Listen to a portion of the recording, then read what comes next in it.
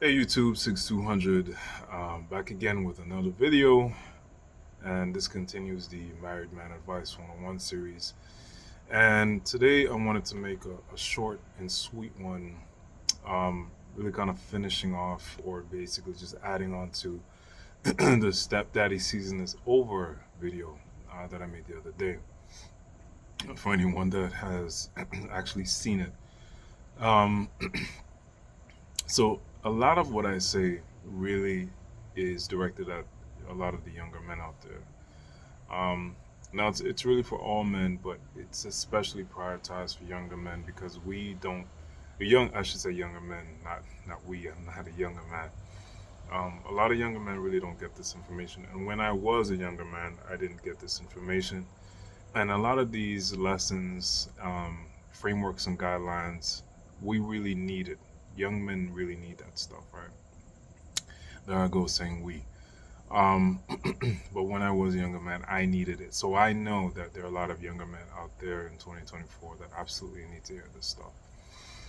Um, there is a huge lack of understanding of the danger of being with women in this day and age in this Western society. Quite frankly, anywhere, right? Um, a lot of men don't understand that taking a woman on in a relationship is a liability. There is a toll, there is a tax that you as a man will have to pay in some form or fashion.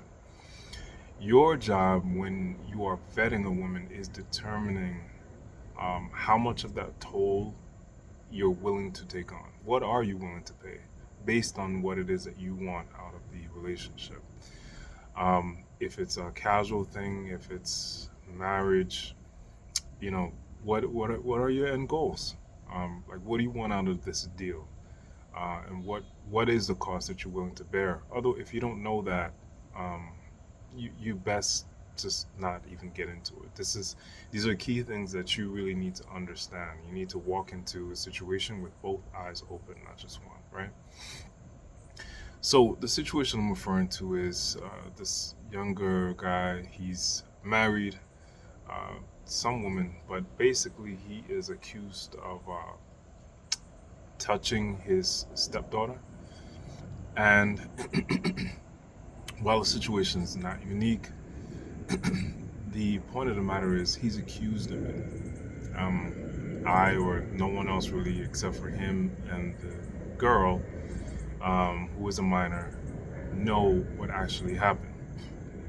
That's not the point. If he's guilty, I hope the judge throws the book at him. If he's innocent, I hope God watches over him and protects him from any more vitriol, right? The point is, it's it's a situation that many of us can avoid altogether. Now, it's not a full-on protection detail. It doesn't guarantee that no woman or girl will ever file some charge or accuse you of something. That's not the point. The point of the matter is, with a child that does not belong to you, there is very little in ROI that you should expect to come into positive ROI, I should say. Taking on someone else's children is largely a liability and only a liability. You are not their legal parent. You are not their biological parent. You don't have any real authority over them, except for the authority that maybe the mother grants you. And that, in and of itself, is antithetical to the natural order because in a household, the man has and should have ultimate authority in the house. Um, it's the husband, wife, child, or children. If you have to basically borrow authority from the mother, that means you are a nothing burger. So why be in a situation where you are providing and protecting for a child or children when you're not even in charge? Not only are you not in charge, but anything that is good, anything that they do that's good, is not a reflection on you. It doesn't increase your status in any way. For example, um, my wife and I went to parent-teacher night just last night. And we got some compliments on our child's behavior, his conduct in school. Um, and that makes me feel good. It makes me feel great, right? It makes my wife feel good, makes her feel great.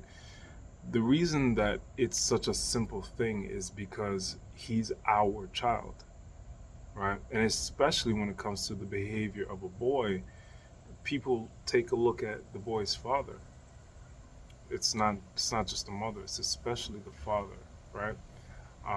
Because things start at the top with the father. When you're the step parent, you don't have any real authority. The child does not belong to you. There's no ROI in it for you. When people compliment the child's conduct, behavior, achievements, it doesn't really have anything to do with you. Even if inside the home you put in a ton of work, you do all the homework with that child, you cook for that child, you do this, you do that, people are not going to naturally attribute those positive achievements to you, the step parent, especially the stepdad. They will attribute those things to the child's real parent, the mother. So it doesn't make sense. And when I learned of this situation where this man's life is just up in the air, it can go left, it can go right. And you can argue the fact that he's even already in this situation, that he's being accused of such something so heinous, his life is already a mess. Even if he's innocent, the damage to him in terms of his reputation is irreparable. It's irreparable. Will he be able to trust another woman? Right? This is if he's innocent. Will he be able to trust another woman? Right? Who will leverage this kind of accusation against him? Is he ever going to help a child that's in need because of this accusation? These are the things that a lot of us don't consider, right? A lot of us don't consider these things. And this is why I've come to this conclusion. There's nothing in it for you to be a stepfather. Literally nothing. So I beg the question, why do it? There's just nothing there. I don't want to get too deep down the rabbit hole, fellas. This is just another PSA. I want us to do better, especially the group of us that are raised to be essentially stepfathers, future stepfathers. The group of us who are raised by mothers, right? Without the presence of a man in the home, without the presence of our fathers. Mothers who groom us effectively to come to the rescue of a woman at our own expense, right? Many of you are out there, just like me, and you don't necessarily understand what you are going through or have been through, how you are trained, how it shapes your worldview. But you were raised and trained in a way to be antithetical to your own interests on a biological level. So while, yes, I understand that, men are wired to want to rescue and help, you can't rescue and help some woman out of her bad decisions and you get nothing out of it.